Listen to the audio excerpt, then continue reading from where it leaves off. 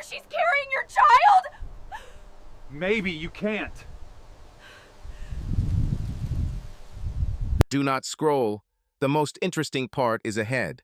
Subscribe, hit like, and leave a comment. Marta sat on the cold floor beside a shattered ceramic bowl. Her trembling fingers carefully gathered the shards, though one sharp edge had already sliced the skin of her palm. She stared ahead with an empty gaze, trying not to cry. Through the wall came the heavy breathing of her husband. Ezekiel, he had just gone to the bedroom, slamming the door so hard that the glass in the frame cracked. The pain in her side reminded her of itself. With every movement an hour earlier, Ezekiel had shoved her so hard that she struck the edge of the bench. She had not cried out then. She only swayed and lowered her eyes to the floor so as not to meet his gaze. In 10 years of marriage, she had grown used to bearing pain in silence. Ezekiel had not always been like this. Once, in the early years, he would touch her shoulder gently, joke over supper, and read passages from the Bible aloud before bed. Marta clung to those memories like a lifeline. Their young, happy faces in the wedding photograph, the light of the autumn sun through the pantry window where they hid from the guests to steal a kiss. But the years passed, and with each passing year their house grew quieter. There was no children's laughter, no tiny footsteps, only silence and unanswered prayers. The absence of children pressed on them both with an invisible weight. In a community where every family had 5, 8, or even more children, their childless home was an exception. At first, the sisters in the community would say to Marta with sympathy, "God's will in all things, sister." She would nod in reply, forcing herself to smile and believe. Ezekiel would squeeze her hand then and repeat, "The Lord is merciful. He will give us a child when the time comes." But time went by, and the child did not come.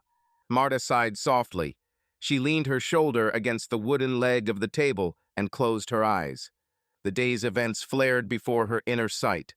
In the evening, Amos arrived, a neighbor and an old friend of Ezekiel's. They sat at the table, spoke about the harvest and the work, and everything was as usual until Amos, dropping his eyes, asked, "Have you heard the news about the widow Hannah?" Marta's heart clenched. Ezekiel set his mug on the table a bit too loudly.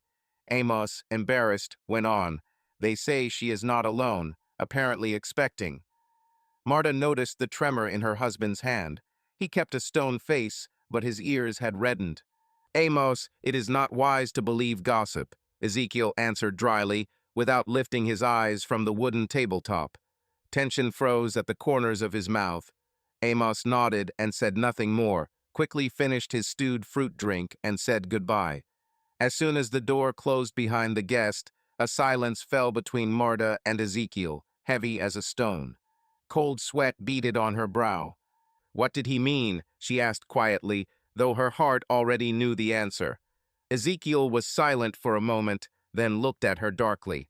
"Nothing," he snapped, and began to clear the table, but Marta suddenly heard her own voice, high and strange. "Is it from you?" She herself was surprised that she dared to say the words. Her husband slowly raised his head. In his gray eyes, she saw a flash of anger she had not seen before. "Watch your tongue, woman," he hissed. Marta felt the blood run cold in her veins. She drew herself up, though her soul wanted to hide. "Ezekiel," she began unsteadily, "say that it is not true. Say that you have nothing to do with her." He slammed his palm on the table so hard the lamp jumped and dimmed. "Be silent." His voice thundered in the narrow kitchen like a storm, and Marta stepped back, bumping into the bench. "How dare you question me?" Ezekiel was breathing hard, his eyes glittering with fury. "I am your husband, and you must submit. That is your place, to be silent and submit." Something broke inside Marta at those words. She lowered her gaze to his hand still resting on the table, a strong, calloused carpenter's hand that had once stroked her braid gently in the evenings. Now that hand rose against her in anger.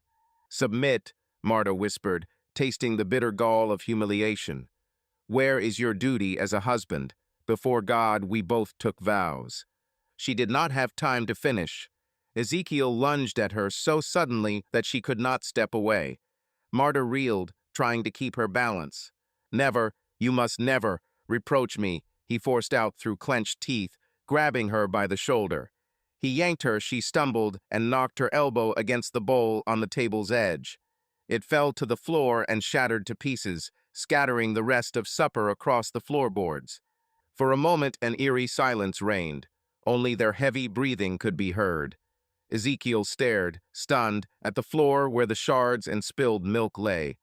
Marta pressed her palm to her throbbing cheek. She felt it burn. Her head rang. She hoped her husband would come to his senses, would regret what he had done once after fights. He had asked forgiveness and kissed her hands. But this time he only scowled and whispered, "See what you made me do." Marta felt her heart squeeze at the injustice of those words. She kept silent, even when Ezekiel finally let go of her shoulder, skirted the puddle of milk, grabbed his jacket from a nail on the wall, and went outside, slamming the door. She did not know how long she sat on the cold floor, cleaning up the broken bowl. When Ezekiel returned, she had already finished and was standing by the window. He said nothing. He walked past her, carrying in with him the damp breath of the autumn night, and only for a moment paused to look at her face. Marta did not look away, though she wanted to disappear under his gaze. His own eyes were empty and dark. He silently went to the bedroom. A few minutes later, she heard the old bed creak under his heavy body. A minute later came the quiet groan of the springs. He had turned to face the wall, his back toward the door. It had always been so. Marta unclenched her fist. Feeling suddenly sick from all she had just endured, she let the shards slip from her hand and stood up. Her legs trembled. The lamp had almost gone out. Marta barely moved her feet, walked over, and cleared the cracked glass from the doorframe. She carried the lamp into the pantry, where a bottle of kerosene stood on the shelf. Her fingers would not obey her well, but she carefully unscrewed the lamp's cap and poured in a little fuel. The flame revived and glowed more steadily beneath the glass chimney. A soft, even light flooded the narrow pantry. There, on the shelves among glass jars of preserves and baskets of dried herbs, Marta searched with her eyes for one small tin. Her heart pounded at the very thought of it. In the corner, behind a jar of pickled beets, lay the familiar metal tea tin. Marta wiped her trembling hands on her apron and took the tin. She opened it. Inside lay dried leaves and roots with a sharp, bitter smell. The mixture had been given to her by old Emma, a healer from a distant settlement, last year when Marta traveled with her sister to a neighboring community. Then Marta had been merely curious about medicinal plants and had not even dreamed of the sinful purpose of that herb. But now, at the memory of Amos's words and of her husband's rage, Marta's lips twisted. She swallowed the lump that rose in her throat. This herb was her last hidden choice, so as not to let evil come to pass, so as not to bring into this world a child by a man she no longer recognized. She had loved Ezekiel. She loved him still, somewhere deep beneath layers of fear and pain. But the thought of a child together now awoke a panicked terror in her. Marta gripped the tin tightly in her hands. "God, forgive me," she whispered. Wiping away the tears that ran of their own accord, Marta took a small cloth pouch. She poured into it a handful of the bitter herb from the tin. Tomorrow she would brew it in tea again and drink it. She had been doing so for several months every time Ezekiel came near her at night, and in recent weeks regularly every week. She was not sure whether it was thanks to the herbs that she had not conceived yet, or whether the reason lay elsewhere. But she did not dare to stop, now more than ever. The morning sun shyly filtered through the lace of the curtains. Marta, having woken before dawn, had already finished milking the cows and now stood on the porch with a pail of fresh milk. From the shed came dull blows. Ezekiel was chopping wood. He had risen to work even earlier than she, without a word since they awoke. Marta carefully set the pail on the bench by the door. Her hands trembled from fatigue and nervous strain. The night had passed with almost no sleep. Every time she closed her eyes, images flashed before her: the angry face of her husband, the broken bowl, his words that struck harder than a slap. She could hear him beside her, on the other side of the bed. All night he had not slept either. The silence between them was deafening. A sharp clatter came from the shed. Ezekiel had thrown the axe. Marta flinched at the sound. She clenched her hands in her apron, trying to compose herself. He came into the yard, carrying an armful of wood. His gaze happened to meet hers, and Marta at once dropped her eyes to the ground. Because of yesterday, her left cheek still hurt, but the morning was cold, so she had thrown a light woolen kerchief over her head to hide the bruise from casual eyes. Yet the kerchief would hide nothing from Ezekiel. He approached without a word. For a moment, Marta thought he would stop and say something, even a rebuke, or a new order just to break the eerie emptiness between them. But Ezekiel only set the wood by the wall and, without lifting his head, muttered, "I will go to the field. The fence needs fixing on the northern plot." Marta gave a barely noticeable nod. She understood. The fence on the far plot was only a pretext. Their land on that field bordered the garden of the widow Hannah. The thought that her husband was seeing her again squeezed Marta's chest. But arguing or asking after yesterday would only make things worse. "All right," she whispered, lowering her eyes. Marta remained on the porch, hugging herself with her arms. When the horse trotted out of sight over the hill, Marta sank heavily onto the porch step. Hot tears slid from her eyes, but she quickly wiped them away with the back of her hand. No, she could not cry now. Marta dried her eyes and set to work, lit the fire in the stove, strained the fresh milk, and poured some into a clay pitcher. She would take this pitcher to the widow Hannah. That was the custom. In their community, neighbors helped widows with food. Besides, after Amos's hint yesterday, Marta had a reason to see her with her own eyes. At that thought, her heart raced. What if Amos's words were true? She wanted to look Hannah in the eyes to see whether something would give her away. Yet at the same time, fear filled her soul. If Hannah truly carried Ezekiel's child beneath her heart, Marta gripped the edge of the table until her knuckles whitened. She had to breathe. She covered the pitcher with a lid, took it in her hands, and headed for the door. A minute later, she was walking the path along the meadow toward the house at the edge of the settlement where Hannah lived. The morning sun climbed higher, playing on the golden tops of the corn in the fields. Somewhere off to the side, she heard the rumble of wheels and the clop of hooves. Ezekiel was riding the road to the northern fields. Marta ducked her head and hurried on, as if afraid someone would call out to her. The widow Hannah's yard was neat and quiet. The house windows were shut, the chimney cold. Apparently, the mistress had not lit the stove that morning. Marta passed through the gate and saw Hannah herself. She was kneeling in the garden behind the house, picking frost-touched cabbage leaves. Hearing footsteps, the widow turned. "Good morning, sister," Marta greeted her in as steady a voice as she could manage. "Good morning," Hannah answered after a barely noticeable pause. She rose slowly, supporting her back with a hand. She wore no kerchief, and her chestnut hair had slipped from its pins in untidy strands. Her face looked worn, shadows under the eyes, pale lips. But did Marta not think Hannah's cheeks were rounder than before? Marta's heart began to pound faster. Marta came closer, offering the pitcher. "I brought you some milk. I just finished milking." "Thank you." Hannah took the pitcher, but did not look away. She stood watching Marta intently, as if at an uninvited guest. Under that gaze, Marta felt herself growing awkward. What could she say? "I was told you are pregnant by my husband." The words burned on her tongue, but she did not have the courage to speak them. Instead, she asked quietly, "Do you feel well? You seem pale." Hannah shrugged, turned away, and set the pitcher on the stoop. "Everything is fine. Autumn is a hard season. There is so much work." She took a step toward the porch, as if inviting Marta to follow. "Please, come in." Marta climbed the steps and entered the small kitchen of Hannah's house.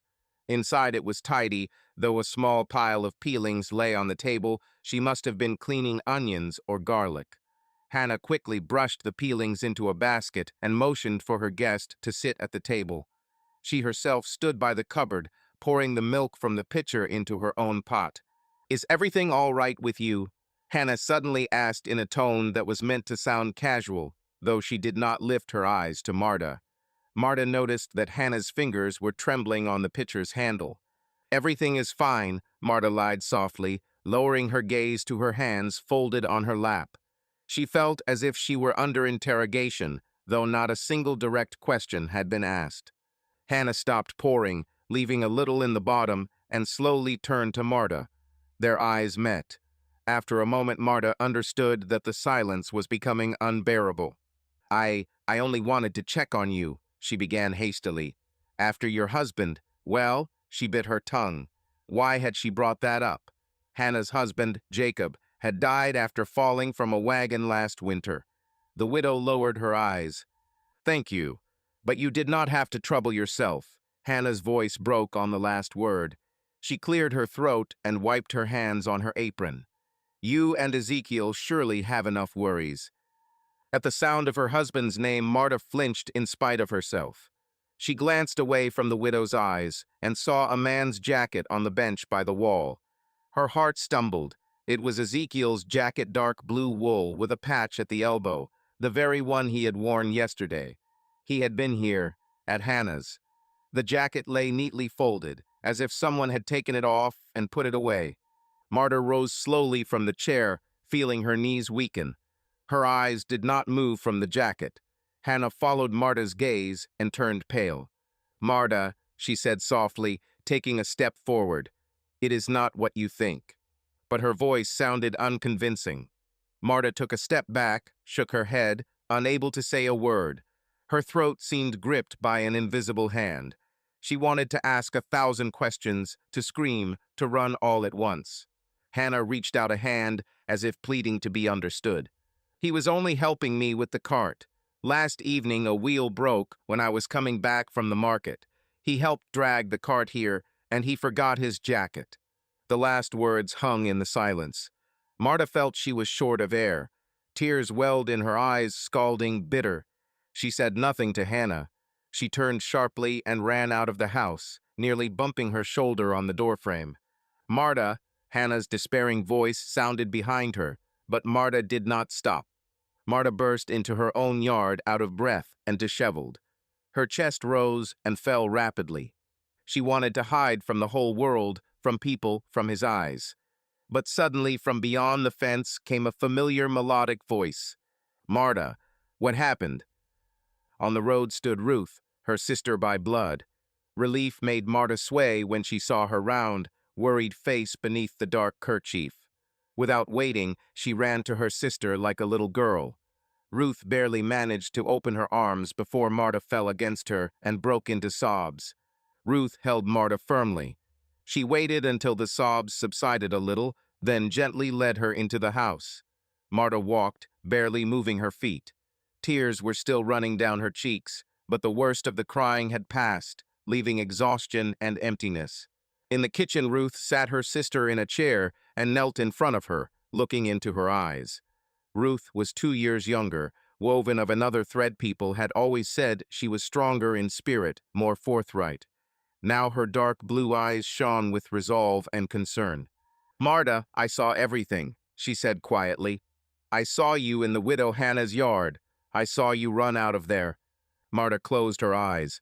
Her hands trembled on her knees. So Ruth had not come by chance. She had witnessed her shame. I could not do otherwise, Marta said barely audibly, without opening her eyes. I wanted to know the truth. Ruth squeezed her cold fingers in her own. You suspected them, Ezekiel and Hannah? Marta nodded with a sob.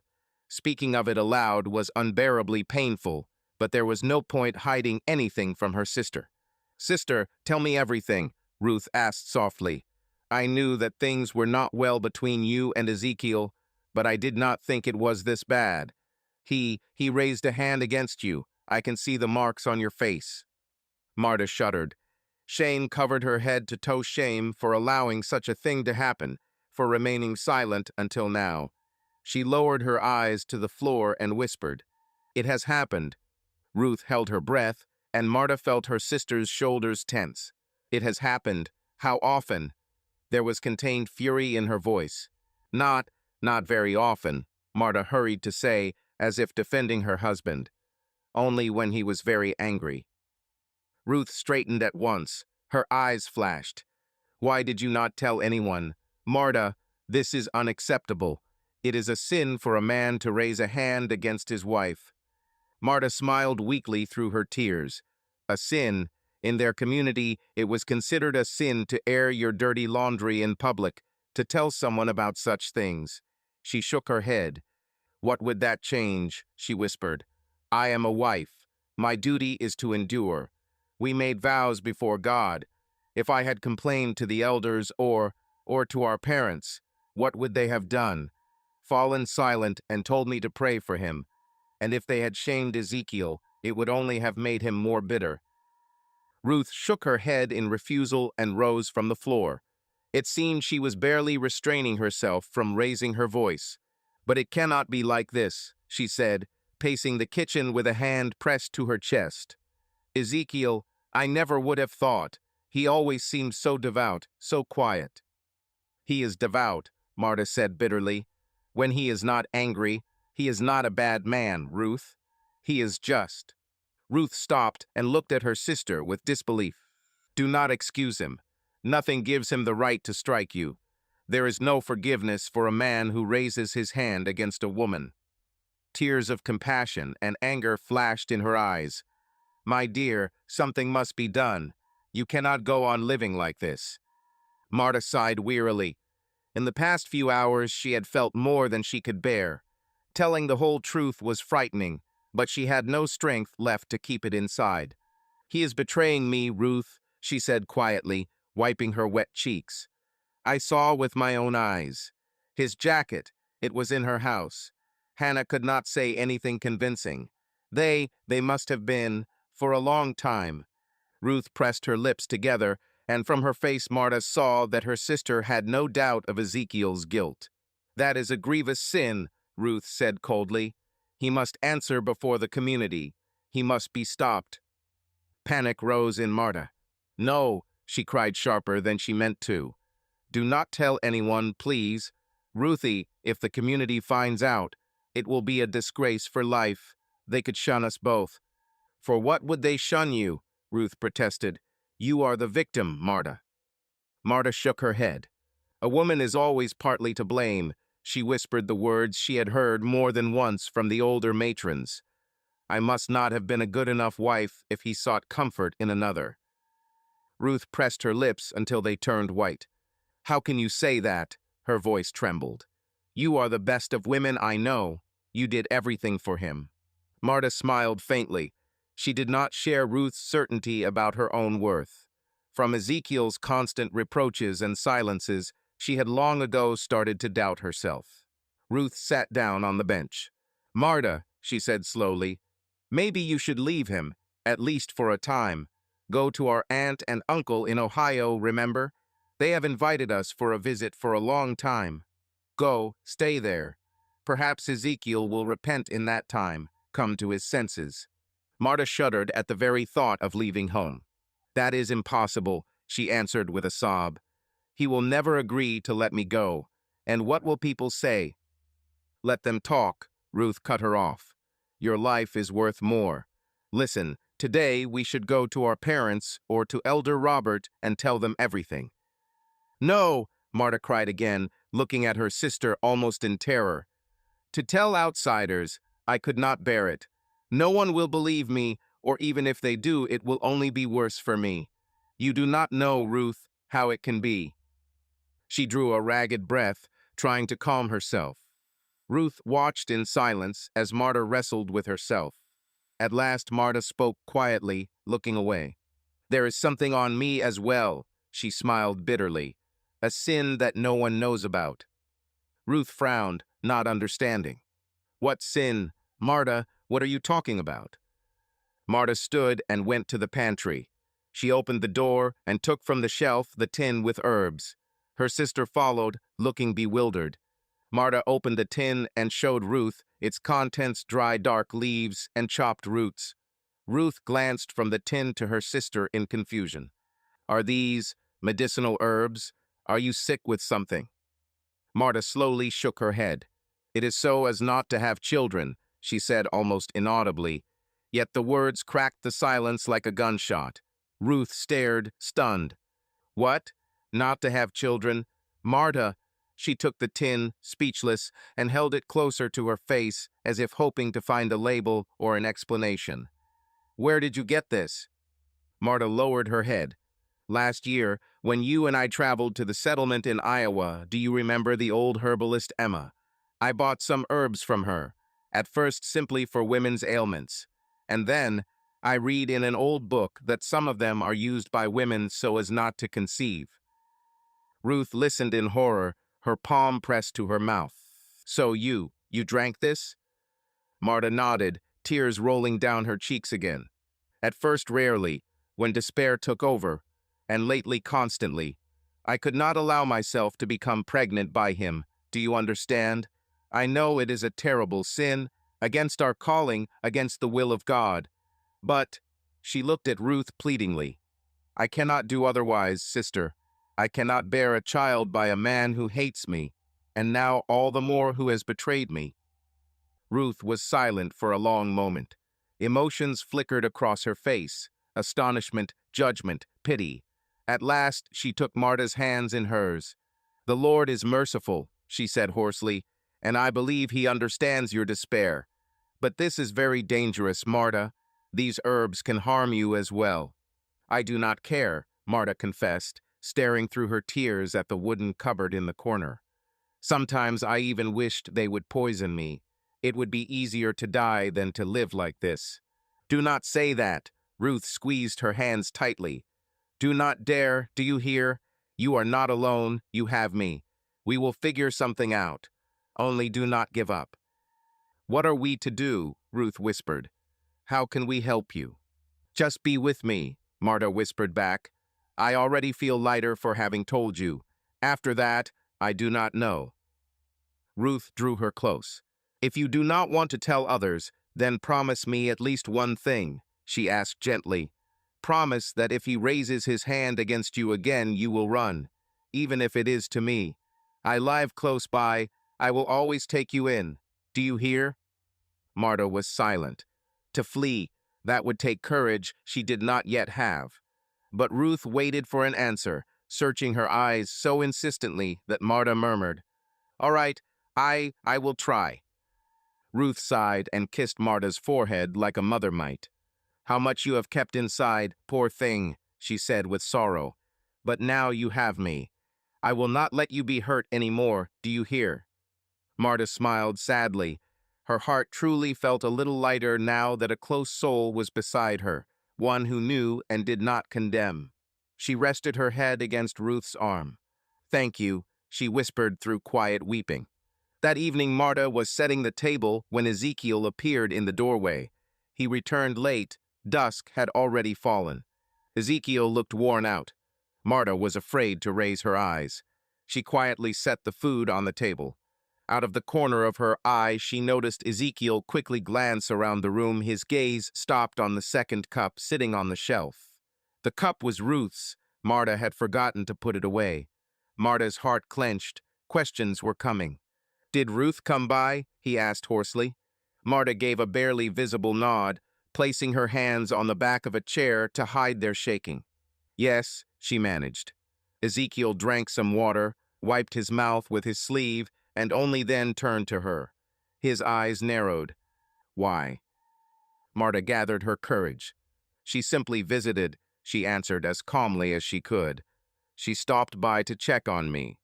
Her voice sounded dull. Ezekiel took a step closer, peering into her face. The half-darkness hid the traces of her weeping, but he seemed to hear something in her tone. What did you talk about? He asked, seemingly offhand, but the corners of his mouth twitched. Marta looked away. About women's matters, she answered evasively. About our parents, about the garden.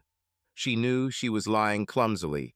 Ezekiel snorted. A nasty glint flashed in his eyes. Are you sure?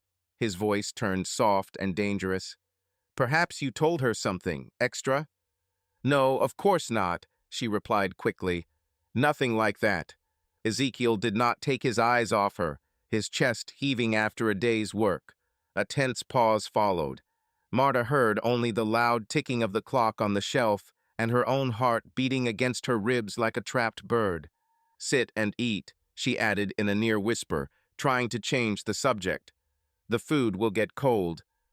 But Ezekiel had no intention of sitting. Suddenly, he seized her by the wrist. Marta barely stifled a cry. The grip was painful. "I am warning you," he hissed, leaning toward her face. He smelled of sweat and earth. "If any outsider learns about our affairs, you will regret it."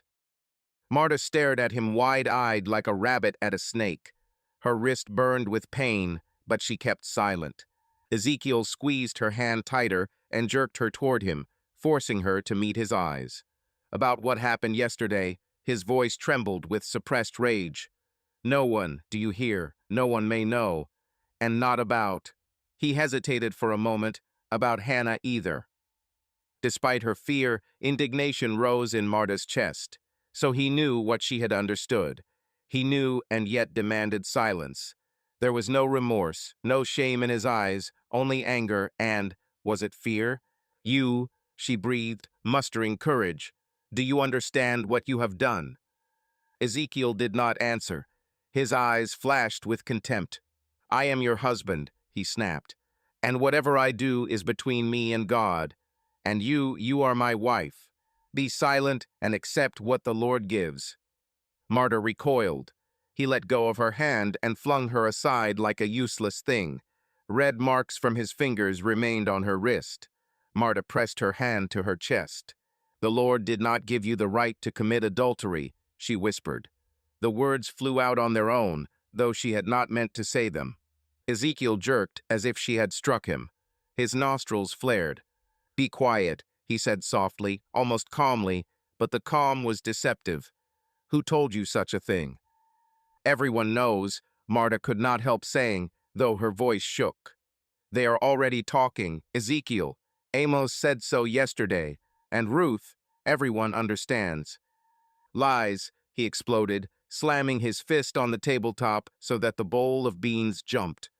"No one knows anything. It is gossip, vile slander." He breathed heavily, bracing his hands on the table. Marta edged back. "Even if that were so," he suddenly said in a dull voice, "even if," he swallowed and straightened, looking at his wife defiantly. "So what of it?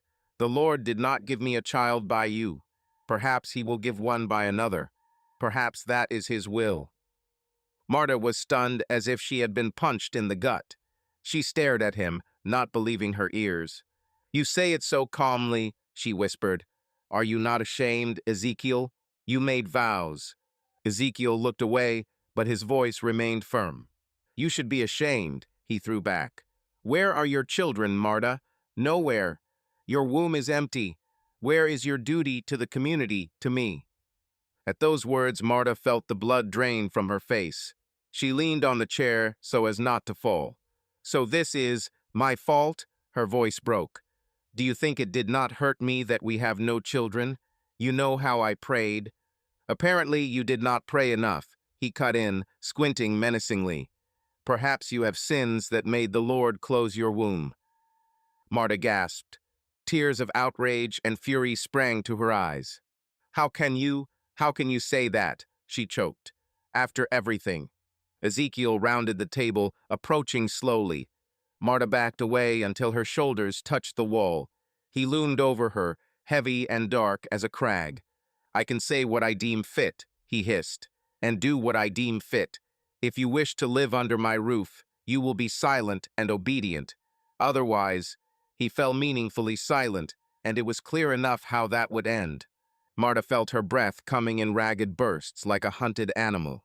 A hatred seized her in that moment toward him, toward herself, toward everything so fierce she nearly screamed. To keep from tearing herself open with a cry, she darted past him toward the door. "Where are you going?" Ezekiel barked, grabbing her by the elbow. She struggled like a fish on a hook. "Let me go," she forced through her teeth. He released his fingers so suddenly that she almost fell forward. "I will go outside," she rasped. Her throat clenched. Tears stood ready to fall, and she did not want to cry in front of him. Ezekiel had already regained control. He stepped back and nodded toward the door. "Go and think carefully," he said coldly. "If you accept my will, tomorrow we will forget all of this. If not, then there is no reason to live under one roof." Marta stood still for a moment, her brown eyes shining with the tears and hatred she held back. Then, barely breathing, she yanked the door open and rushed into the night. Marta stared blankly into the darkness of the orchard. "What am I to do, Lord?" her soul groaned. "How shall I live on?" Only silence answered. She sat there for a long time until her body grew numb with cold and her soul with despair. At last Marta heard the creak of the door. Ezekiel looked out. His broad figure loomed against the light from the house. "Are you going to sleep outdoors?" he called out, annoyed. Marta did not answer. She stood and trudged into the house past him without even looking into his eyes. As she passed, she heard him sigh barely audibly, whether with relief or exhaustion, she could not tell. He shut the door and slid the bolt. Marta said nothing more. She simply went to the bedroom in silence and began to make up a narrow cot by the stove. Her husband stood in the doorway, watching her move her pillow to the cot and pull up the blanket. "What is that supposed to mean?" he asked quietly. "I will sleep here," she answered just as quietly, without turning around. "It will be better this way." Silence settled. Ezekiel did not argue. He only muttered something under his breath and lay down on the wide marriage bed, turning his back to the room. Sunday dawned cold and overcast. After anxious, sleepless nights, Marta felt like a shadow of herself.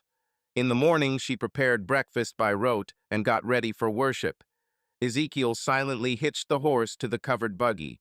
They set out early, as was proper. The service today was at the other end of the county, at the home of Deacon Samuel. When they reached Samuel's yard, other rigs were already there. The men busied themselves fastening the horses. The women gathered aside, speaking in quiet voices. Seeing Marta, some nodded politely. She returned the nod, trying not to meet anyone's eyes. Ezekiel, as was fitting, went to the men. Marta joined the women's circle. Among them, she immediately spotted Ruth. Her sister had come with her husband and 2 small children. Seeing Marta, Ruth smiled anxiously and brushed her elbow lightly. "How are you?" she whispered, bending as if to fix Marta's scarf. "I am alive," Martha answered softly. Her chest tightened with anxiety, but she could not show weakness among the others. Ruth gave her hand a gentle squeeze and said nothing more. Other women stood close by, and their ears were always alert. Martha glanced around. The women's eyes slid away quickly, feigning indifference, but she knew that gossip was already spreading. Soon everyone was invited into the spacious parlor of Samuel's house, where benches had been set out. The men sat on one side of the room, the women on the other. Martha ended up almost directly across from Hannah. The widow sat at the end, beside distant relatives. The hood of her married woman's cap, the traditional coif, was pulled low so that her face was nearly hidden. Martha froze, feeling a sharp stab of pity and anger all at once. The woman through whom her life had been ruined sat here in the house of God as if nothing had happened. The service began with hymns. Elder Robert preached about Christian virtues, humility, and forgiveness. When he spoke of the duty to love one's neighbor and forgive offenses, Martha flinched in spite of herself. She bowed her head so that no one would see the silent tears running down her cheeks. Forgive. Was she really supposed to forgive what had been done to her? Did she have the faith and obedience for that? Toward the end of the service, the whole congregation recited prayers together. Martha tried to repeat the passages of Scripture with everyone else. "Love one another," whispered dozens of voices. "Wives, submit to your husbands," came the next line. Martha's heart clenched at each phrase. She had known these verses since childhood, but today they struck her like painful rebukes. Was it her fault that she could no longer submit to a husband who had stepped over her as if she were nothing? Was it her fault that her love had turned to ash? After the service, everyone moved to the pantry and the kitchen for a communal meal. Martha helped the other women serve. There were pickled vegetables, warm soup, and pies brought from different homes. She shifted bowls and platters mechanically, hardly hearing the chatter around her. From time to time, fragments of conversation reached her. Talk of the fine pumpkin harvest, of Elizabeth's cow, whose milk had dropped off, of plans to put up jars of pickles for the winter. The usual small talk of a tight community where everyone knows everything about everyone, while pretending to care only about trifles. But when Martha happened to find herself near several older women, she caught a different, prickly whisper. "They say Hannah is with child," one murmured. "Oh, what a shame," sighed a second. "Who is the father?" "Whoever visits her, you know full well," the first added meaningfully. "If only it were not true," a third mumbled. "I do not want to believe that our brother could have done such a thing." When the meal was over, people began to drift away. Ruth quickly found Martha among the others and stopped her, taking her by the elbow. "I will come tomorrow," she whispered. "When he goes to work, we have something to discuss." "All right," Martha answered quietly. "Only be careful." "Do not be afraid," her sister gave a faint smile. "I promise to stand by you, and I will keep my word." Martha squeezed her hand in thanks, and they parted so as not to draw attention. Soon Ezekiel called for Martha to climb onto the wagon. She obediently took the seat beside him. On the way home, he seemed calm, whether from a full stomach or from satisfaction that the service had gone smoothly. Martha even caught herself wondering, could it be that his conscience did not trouble him? The elder spoke well, Ezekiel said suddenly in a low voice, keeping his eyes on the road, about family duties. Martha kept silent, unsure of what he wanted. He glanced at her from the corner of his eye. "I thought that perhaps we really do need a new beginning," he went on. His voice was even, almost gentle. "Everything that happened, perhaps it is a trial from God. We both went wrong. Perhaps God will forgive if we live righteously from now on." Martha went still with surprise. There was something like repentance in his words. She did not dare turn to look at him, afraid to meet his eyes. Her heart hammered. "What do you think?" he asked when she did not answer. "I do not know," she managed to force out. Ezekiel drew lightly on the reins, slowing the mare before a turn. "Well then, think on it," he said, with a shadow of sadness. "I have thought much today, and I prayed. I confessed my sins. Please, you pray too. Perhaps everything will be set right as before." When they reached home and Martha climbed down from the wagon, her soul was torn with contradictions. Ezekiel led the horse to the barn, and she went inside to change. All the way his words rang in her head. A new beginning. Was it possible for them? Could she forgive? And was his remorse sincere? Martha set the kettle on the stove and meant to brew a soothing herbal tea with chamomile. It eased the headaches she had from too little sleep.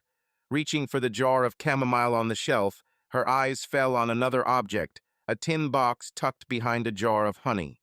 Martha took the box and held it in her hands. A sudden thought came, what if she put an end to this? If Ezekiel truly repented, if reconciliation was still possible between them, perhaps she should burn those herbs, rid herself of the temptation and the sin. Perhaps for such a sacrifice, the Lord would have mercy on her and show her how to live. Martha slowly lifted the lid. There was still about half the mixture left inside. She remembered Ruth's warning that it was dangerous and could harm her as well. Indeed, lately Martha's head had often spun and her stomach had ached, whether from nerves or from the herbs. Her fingers trembled as she took the box and stepped outside. Near the kitchen stood a metal trash barrel. Martha stopped, peering into the dark contents of the box. "God, help me," she whispered, lifting her eyes to the sky. The clouds had thinned. A pale autumn sun showed between them. All at once she heard a faint creak behind her. The door of the house had opened. Martha turned sharply. Ezekiel stood on the threshold, staring at her in surprise, or rather at what she held in her hands. "What are you doing?" he asked warily. Martha clenched the box between her palms, hiding it in the folds of her skirt. "And nothing," she stammered, "just taking out the trash." Ezekiel narrowed his eyes. "What do you have there? Show me." She shook her head and stepped back. "It is mine, only herbs." The word herbs rang out too sharply, too false. Suspicion flared in Ezekiel's eyes. He leapt down from the threshold and, without taking his gaze off her, held out his hand. "Give it here." "Do not," she pleaded, pressing the box to her chest. "It is only medicine." he paled. For an instant he hesitated, as if unable to believe that his obedient Martha could do such a thing. So that is why, he breathed at last, that is why there was no child. No, not for that. Martha tried to protest, but her voice failed. Ezekiel seized her wrist and, with effortless strength in spite of her resistance, tore the box from her. Martha cried out and lunged forward to snatch back her secret, but he shoved her so roughly that she fell to the ground. Unclean, he hissed, looking at her with disgust. So it was you. You kept them from coming into being. Which? Gasping, Martha braced herself on her hands. You are mad, burst from her lips. How could you? How could you? He roared, swinging his arm and hurling the box to the ground. It rolled, the dry mixture scattered like brown dust over the grass. This is a mortal sin. You are no woman. You are a minion of the devil. You deceived me. You deceived the congregation, everyone. You played the part of the devout. He broke off, gulping air in his fury. Martha tried to stand, but her head was spinning. She forced out, "It is you. You deceived me." "Be silent." Ezekiel sprang at her, grabbed her by the shoulders, and hauled her to her feet, shaking her like a rag doll. "Do not you dare accuse me, you servant of Satan. It is because of you, all of it, because of you. Barren, and a child killer besides." "Let me go," she said hoarsely. Ezekiel stumbled. Martha tore free and ran out of the yard, down the path toward the river. She did not know where she was going. Everything before her swam in a red mist of outraged pain. Heavy footsteps sounded behind her. He was chasing her. Martha, choking on tears and air, ran, heedless of the way. There were the willows over the still black water. There the cold, damp smell of mud struck her nose. The bank was slick. She suddenly slipped on wet leaves and fell. An instant later Ezekiel was beside her. From the blow, she did not hear him catch up. After that, there was only darkness. Ruth was just driving up to her sister's place when a dread pierced her heart. By the fence stiles stood a wagon, and several figures were bustling on the riverbank behind Martha's garden. Ruth yanked the reins and, without waiting for the horse to stop, jumped to the ground. Her heart pounded wildly in her chest. "Ruth, wait," called her husband Daniel, who sat beside her on the wagon and understood nothing. But Ruth was already running through the garden toward the river. In a moment, she saw the people more clearly. They were neighbors Amos and two other men, and between them stood Ezekiel. Ruth screamed. She scrambled down the slick bank and dropped to the dark, motionless body of Martha. "Martha," Ruth moaned, stretching out her arms. "Martha, dear, what has happened?" Ruth fell to her knees and pulled her sister into her embrace. "No, no, not this," she wailed in a voice not her own. The men kept silent, abashed by the scene. Daniel approached, his hat clenched awkwardly in his hand. "What happened?" he asked the group in a muffled tone. Amos shook his head. "We heard a cry from the river. We ran, and she was already in the water. I went searching," the second neighbor rumbled, avoiding their eyes. It was already too late. Ruth lifted her gaze to Ezekiel. He stood pale as linen, breathing hard, his arms hanging. Suspicion clenched Ruth's heart. "Ezekiel, how?" she rasped, still cradling Martha's cold body. "She did it herself," he forced out, without meeting her eyes. "We quarreled. She ran. I went after her, but she was already in the river." His voice held either genuine shock or a well-acted torment. Ruth could not tell. Her sister was dead. Everything else, for that moment, no longer mattered. Ruth broke into open sobs. "No, no, sister, do not leave me." Daniel laid a trembling hand on her shoulder. "Ruth, you must not do this. We must take her home." Ruth felt strange hands lifting Martha from her arms. She jerked, unwilling to let go, but her husband gently held her. "Dear heart, we must commend her to the Lord." Ruth came to herself already in Martha's house, on the bed. Several women from the congregation leaned over her, offering a bottle of smelling salts. Ruth turned away from the acrid scent and sat up sharply. "Where is Martha?" burst from her. "Hush now, hush, dear," said old Elizabeth, a friend of their mother. "She is with the Lord now." "My sister," Ruth whispered through tears, "why did you suffer so? Why?" Her shoulders shook. Elder Robert was among those present. He stepped closer and laid a hand on Ruth's shoulder. "Today the Lord is testing your family, daughter," he said sadly. "We must submit to his will. Accept my condolences. Martha was a devout, gentle wife. We all loved her. Her soul is now in God's hands." Ruth slowly raised her tear-swollen eyes to him. "She did not go by herself, Father," she whispered with trembling lips. "I know it. I feel it in my heart. She did not go by herself." The elder bowed his head. "Death is rarely in our hands, child," he replied, evidently taking her words another way. "Little depends on us. One way or another, we must accept this pain." Ruth wanted to object, but her quiet words drowned in a new wave of sobbing. The funeral was held the next day. All night Ruth stayed in her sister's house, refusing to move. She sat by the body until dawn, holding Martha's cold hand in hers and whispering prayers, memories, pleas for forgiveness, everything that burned in her soul. Other women relieved her from time to time, but she stubbornly returned until the first rays of autumn sun began to gray the sky. Only then did Daniel lead his wife outside so she could walk a little and make room for those preparing the body for burial. The whole district gathered for the funeral. People came even from neighboring congregations.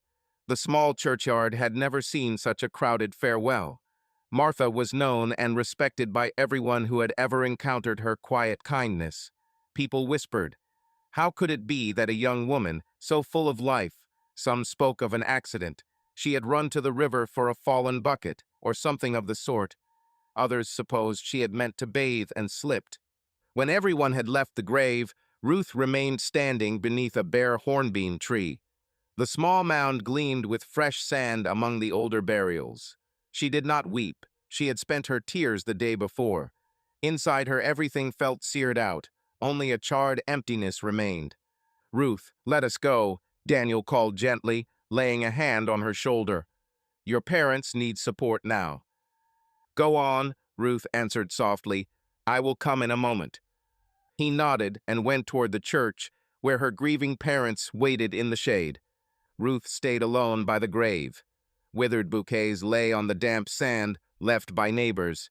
Among them were field flowers. Someone had brought a last gift for Martha, knowing her love for modest chamomile and cornflowers. Ruth crouched, ran her palm over the sandy mound. "I will always be with you, sister," she whispered. "Always." The wind rustled through the dry branches of the hornbeam. Ruth lifted her eyes to the gray sky. She longed for a sign that God saw and knew the truth, that he would render justice. Half a year passed. Ruth lived as if split in two. By day she cared for the children, tended the household, and urged her parents to keep living. By night she returned in her thoughts to that fatal day, reliving her sister's last moments again and again. Sometimes she dreamed of Martha pale, in wet clothing, calling to her from the far bank of the river. Ruth woke with a pounding heart and could not fall asleep for a long time, praying in the dark. The congregation slowly recovered from the loss. Life went on. In the spring, the widow Hannah bore a son. Rumor had it that she did not name the father, but the elder laid a penance on her for her sin. Some women visited her out of mercy and helped with the infant. In public, Ezekiel was not mentioned in connection with this, although Ruth was convinced that everyone understood. Since there was no direct proof, and he remained a widower, the community preferred not to stir the matter. Ezekiel attended services conscientiously, carried himself modestly, and put on a sorrowful expression whenever Martha's name came up. On some faces this drew sympathy, on others the faintest trace of scorn. Ruth tried not to cross paths with her brother-in-law. It pained her to see him, not only because of memories, but also because of the dull hatred that rose in her against him. Once she tried to share her suspicions with her mother, but Mary only pressed her hands to her ears and said, "Do not you dare think such a thing about your sister's husband." So Ruth fell silent and kept her doubts to herself. One clear day, when most of the snow had melted, Ruth rode with her husband in a wagon to the market in town. She held her youngest child, a 3-year-old son, drowsing against her breast. Daniel led the horse, humming a jaunty tune under his breath. Ruth simply stared ahead, sunk in unhappy thoughts. A familiar figure appeared by the roadside, a woman in a dark coat with a basket on her arm.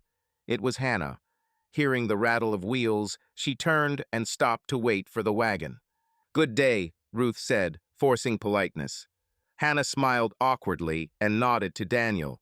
In her arms, Ruth saw a child wrapped in a blanket. "Good day," the widow said softly. "Are you going far?" Daniel asked. "To the village store," Hannah replied. "Climb on, we will give you a ride," he offered readily. Ruth said nothing, though her heart tightened. She had no wish to travel with Hannah, but she would not oppose her husband's kindness. He stopped the horse and reached out a hand to help the woman onto the rear seat of the wagon. Hannah sat, steadying her basket and the baby. "Thank you," she said. "I had no one to leave the little one with, so." "We understand," Daniel nodded. He clicked to the horse, and it moved on. "A handsome boy. What did you name him?" "Joseph," Hannah answered gently, looking down at the bundle. From its depths, a tiny face peeped out, rosy and peaceful in sleep. Ruth could not help herself. She turned over her shoulder to see the child. Hannah lifted him a little higher so she could look. What Ruth saw made her heart stop for a moment. The boy's eyes fluttered open at the movement. Two gray eyes, the color of a winter sky, looked straight at Ruth. They were exactly like Ezekiel's. The same shape, the same shade that no one else in their district had. Ruth faced forward and drew a long breath. A pang shot through her chest. She felt Hannah's gaze on her. The two of them understood everything without a word. They rode in silence to the store. When they stopped by the booth, Hannah murmured an apology and hopped down from the wagon before Daniel could offer help. "Thank you for the ride," she said quickly. "I can manage from here." Without waiting for an answer, she walked off toward the market stalls. Ruth watched her go. "She is skittish," Daniel sighed, helping his wife with the basket of goods. "It must be hard for her with a little one and no husband." Ruth pressed her lips together and said nothing. She gathered her sleeping son against her and, in her mind's eye, saw again the gray eyes of the infant Joseph, the eyes of Ezekiel. There it was, the confirmation she had lacked. Unofficial, unseen by anyone else, but clear as daylight. Ezekiel was the father of Hannah's son, and Martha had known it. She had known and suffered. She had not borne it. Would he now dare to marry the widow when his sin had become plain to all? Or would he wait until the scandal faded and then take her so that he would have an heir? Ruth did not know, but she was certain of this. Martha's life had been the price paid for that child to come into the world, and that thought would not let her rest. Subscribe to our channel so that you do not miss out, because this is nothing compared with what is coming next. If you are under 18, do not even think about clicking next.